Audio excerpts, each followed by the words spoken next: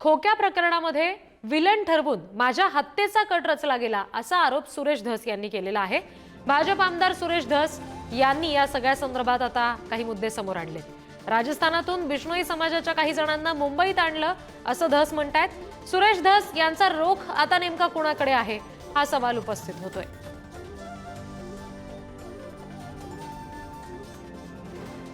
आणखी काही तपशील या संदर्भातले आपण बघूया। धस नेमकं काय म्हणालेत बघूया। सतीश भोसले उर्फ खोक्या प्रकरणात मला अडकवण्याचा कट रचला गेला। धस यांना खोक्यानं हरणाचं मांस पुरवलं असं मतदारसंघात पसरवलं।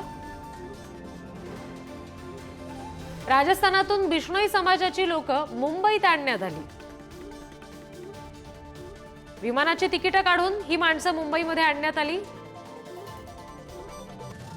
खोक्यानं धसांना मांस कसं पुरवलं हे त्यांना सांगण्यात आलं।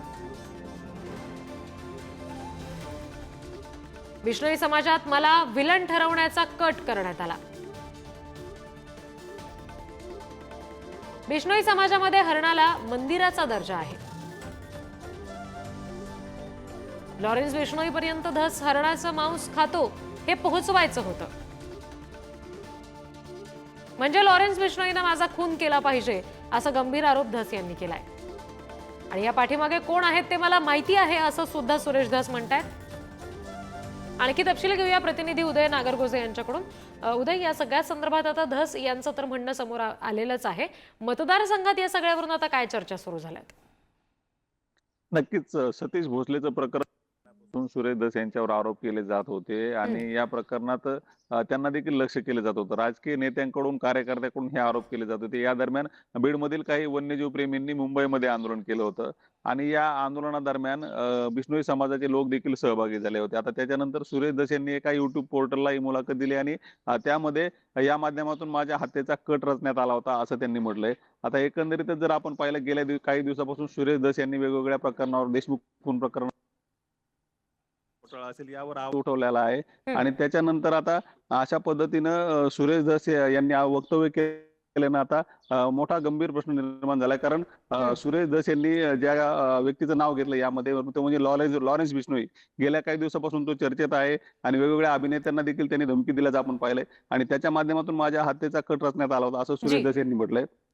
त्यामुळे आता या प्रकरणात पोलिसात तक्रार करणार का आणि गृह मंत्रालय कशा पद्धतीने सुरेश धस यांच्या या वक्तव्याचा दखल घेते आणि काय कारवाई करते हे देखील पाहणं महत्त्वाचं ठरणार आहे।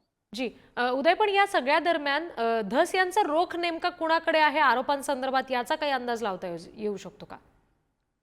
नक्कीच सुरेश धस यांनी ज्या बिश्नोई समाजाच्या सहभागाचा उल्लेख केला त्यामध्ये वन्यजीव प्रेमींनी बीडमधील जे आंदोलन केलं होतं त्यामध्ये जे काही कार्यकर्ते सहभागी होते, मग त्यांचा इतर फायदा घेऊन अशा पद्धतीने काही आंदोलन करत होतं का हे देखील पाहणं महत्त्वाचं ठरणार आहे। आता या संदर्भाचं सगळं स्पष्टीकरण जे आहे ते सुरेश धस हेच देऊ शकणार आहेत।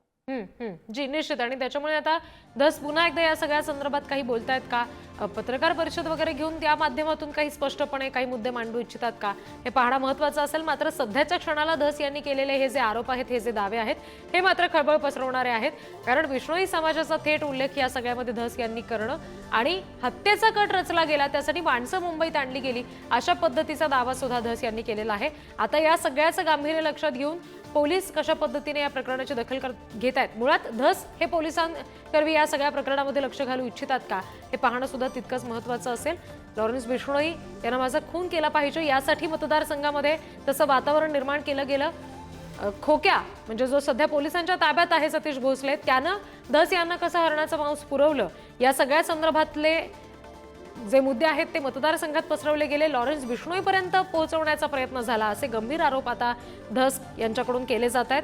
आणि या सगळ्या दरम्यान आता त्यांच्या हत्येचा कट रचल्याचा सुद्धा गंभीर आरोप हा सुरेश धस यांनी केलेला आहे। त्यामुळे आता त्या दृष्टीने या प्रकरणात पुढे नेमकं काय होतंय हे पाहणं सुद्धा तितकंच महत्त्वाचं असेल। उदय, धन्यवाद दिलेल्या या सगळ्या सविस्तर तपशिलांसाठी।